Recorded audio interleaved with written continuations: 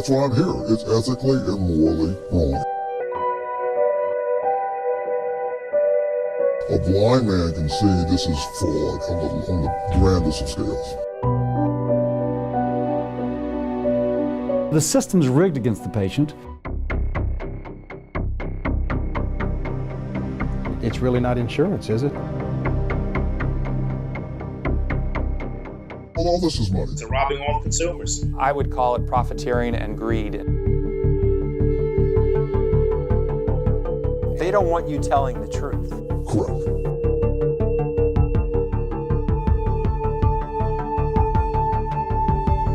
You think it comes down to money? Absolutely. No, all this is money. This has nothing to do with consumer health or anything else. It has everything to do about money.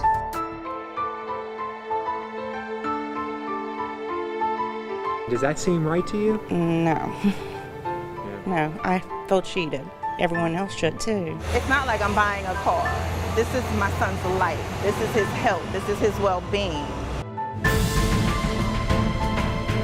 They're taking advantage of people, and worse yet, they're taking advantage of elderly people and people who are sick. They're taking advantage of the most vulnerable people. It's ridiculous. Is it just about a money grab now in healthcare?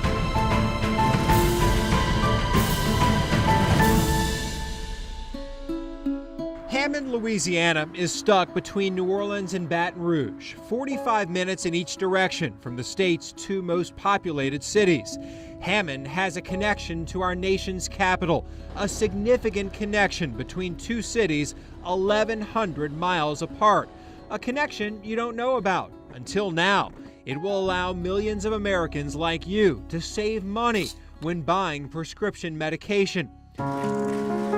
Here's why. In October, President Trump signed a bill that will lower health care costs. That bill received bipartisan support. You don't hear that much lately in Washington, D.C.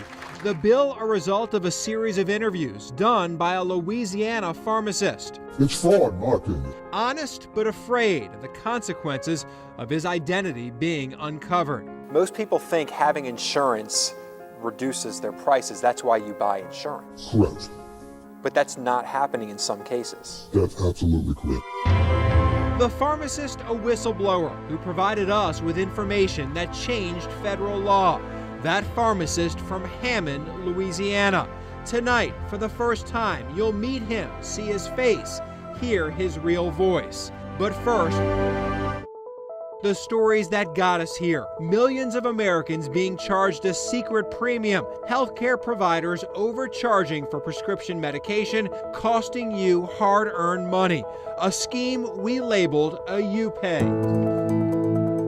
When you go to the pharmacy, your insurance plan typically has a rather simple payment structure. Your insurer picks up some of the cost, you cover the rest. What's called a copay. Co has a fairly easy to understand definition, jointly or together with another. Here's why we labeled it a U-Pay.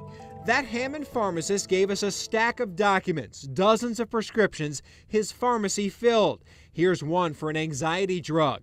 The pharmacist received $2.61 from the pharmacy benefit manager, or PBM.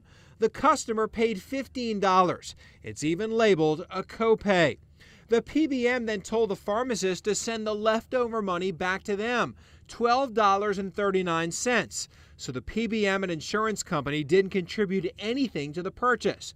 That copay became a U-Pay, and the PBM essentially charged the customer a hidden, secret premium. An additional $12.39, more profit for the PBM and insurance company, more money out of the customer's pocket. So the companies are paying nothing towards the prescription here? No, they're actually getting paid to, every time that patient comes in, they're making more money because the patient needed a prescription. If the customer is paying more than the drug is worth, it's not a copay, it's a U-Pay. Right. The customer's paying. Yeah. There's no copay. There's no copay, right. No, that's an absolute additional premium being paid that they're paying and they don't realize it. Here's why this pharmacist took great effort to hide his identity. You have a contract with Optum. Yes. It prevents you from saying anything. Correct. If Optum found out who you are, oh, they would come after me. They would want to kick me out of network. because we're not supposed to disclose anything. They don't want you telling the truth. Correct. Why? Because people will be outraged if they knew that they were actually paying an extra premium every time they had a prescription fill. Pharmacists had gag clauses with insurance companies and PBMs. It prevented them from helping their customers save money. The insurers wanted the pharmacists to be robots, fill a prescription, no matter what cost the PBM gave them. This letter explains the reason behind the covert interviews. OptumRx sent it to a pharmacist after it discovered the pharmacy advised customers utilizing a cash price for their prescriptions was a better deal than using their insurance benefits. Optum told the pharmacist that advice violated their agreement, also writing, failure to timely respond and comply could result in further disciplinary action up to and including termination from all OptumRx pharmacy networks. A termination would put most pharmacists out of business. The internet has transformed journalism. With just a click of the button, anyone in the world can see and read the stories we produce. It's one click away. If someone in New Orleans shares our story on social media, it can be seen by friends all over the country and seen by hundreds of thousands of people who would never have watched that story prior to the digital revolution. At this point in our investigation, we knew the overcharging occurred at some pharmacies in Louisiana, but we still didn't have a full grasp of the scope. But that soon changed. Emails began flooding in from pharmacists all over the country. One thanked us for making the issue public.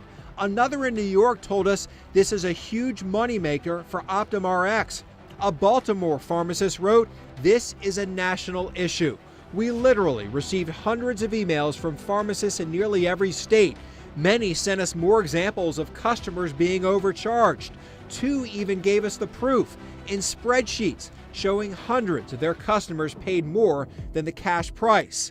Pharmacists silenced by gag clauses now had a voice. And I don't know how in today's day and age how anybody can think that that's legal or ethical or moral. This pharmacy owner showed us one example of a customer overcharged $2,000 for medication a doctor prescribed to treat high blood pressure. It's just unadulterated greed. Everybody's overpaying. The economics of this scheme make no sense for the consumer. You buy insurance for the reason of lowering your prescription drug costs, but more and more, patients are able to find prescriptions less expensive if they don't use their insurance than if they do. Story after story continue to point out the scheme, while the companies behind them remain silent. I think the most generous would call it capitalism. I would call it profiteering and greed in many cases, because it's not a fair system. If it was a fair system where the consumer could say, I'm choosing a more expensive product, or I'm choosing to go to a more expensive pharmacy, that would be capitalism, in my opinion.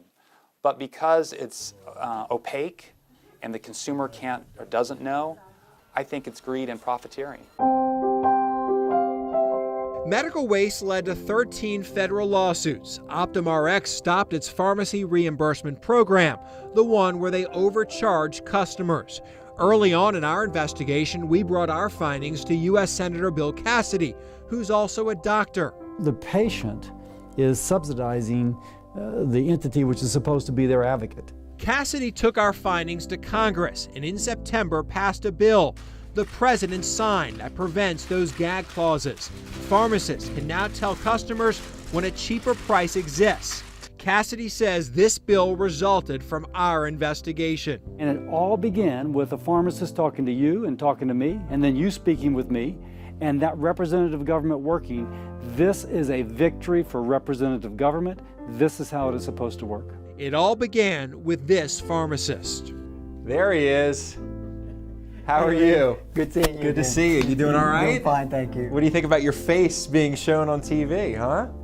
A little scary. A little scary. Scary, but now unafraid of any consequences. What made you make the decision, you know what, I can show my face now? Well, the thing is, because now we got that gag clause lifted, we can get other pharmacists who've been talking and fighting for these for the people in the United States for years, that finally we can actually freely talk about it. So when the patient comes to that counter and talks to the pharmacist, we're no longer worried about getting pulled out of network or somebody suing us and this kind of stuff. This is Ricky Menino, a longtime pharmacist of an independent pharmacy in Hammond, Louisiana. Do you realize what you've done? I haven't done anything. He's modest, but it's a fact. The owner of this pharmacy helped change a federal law, helped Democrats and Republicans come together. From a pharmacist's point of view across the country, how big a deal is this? It's incredibly huge. It's incredibly huge that finally someone like yourself has taken this issue and put it out on a stage that no one could ignore. And remember, as well as you did it, it still took 2 years to finally get something done on a national level. Finally, with this gag clause listed, we can really start talking to the patient individually and really maybe get across to them what's going on. This will save money. This will save lives too, because people are actually having to choose between their medication and food, and do they pay their insurance premium? On this day, Ricky Menino met one of his senators, the one who listened to his interview and brought his story to Washington, D.C. Sure appreciate all your help. Hey man, you the man. No, you started a process which culminated in President Trump signing a law forbidding gag clauses. And you can draw a line all the way back to when you begin to speak to Lee and pharmacists would come speak to me, and and you can draw that line forward. The senators and members of the House coming together, understanding the issue, drafting a bill, passing the law, and Trump signing. Representative democracy. You're way too kind. You guys did it. I just passed along a message. For decades, the pharmaceutical industry has had a stranglehold on the Capitol. I think the Pharmaceutical Manufacturers Association has been the #1 lobbyist in Washington since 1998. Look where that's gotten us. You know, the kind of the definition of stupidity is doing the same thing over and over and over again, right? And expecting a different outcome. It's time to stop listening to those guys. Listen to the people in the trenches. But when Cassidy proposed the bill, the industry remained surprisingly silent. The great thing about this bill, it was so embarrassing to the industry that they did not fight back against it. Because how do you defend gagging a pharmacist from working on behalf of his patients? There is no defense. So once exposed, the people that actually put these gag clauses in the contracts retreated. If pharmacists are able to speak to their customers, advise, and help them, money will be saved. It gives me hope that, you know, because this isn't the tip of the iceberg. This is just the snow on the top of the iceberg.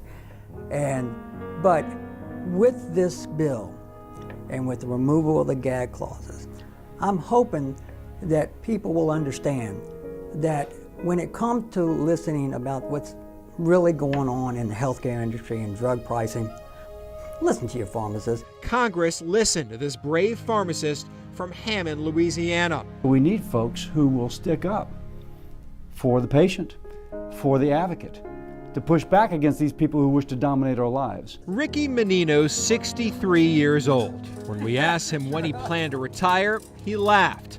Not anytime soon. He loves his job, loves helping his customers.